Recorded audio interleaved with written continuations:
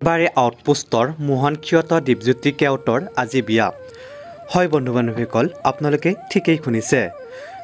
পোনপ্ৰথমে আপোনালোকে ভিডিঅ'টো চোৱাৰ আগতে আপোনালোকে কমেণ্ট বক্সত এটা কমেণ্ট কৰি জনাবচোন অভিনেতাজনৰ বিয়াৰ খবৰটো পাই কেনেকুৱা পাইছে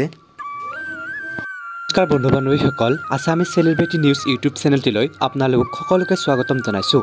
পোনপ্ৰথমে যদি আপোনালোকে আমাৰ চেনেলটো চাই আছে প্লিজ চেনেলটো ছাবস্ক্ৰাইব কৰি দিব আৰু কাষতে থকা বেল আইকনটো প্ৰেছ কৰি দিবলৈ একেবাৰে নাপাহৰিব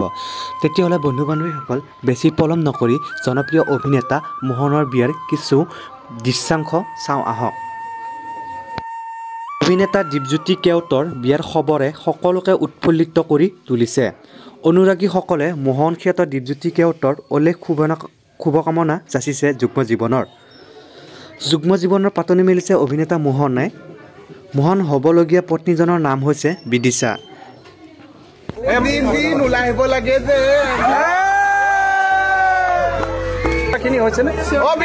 যজ্ঞলৈ ওলাই আহা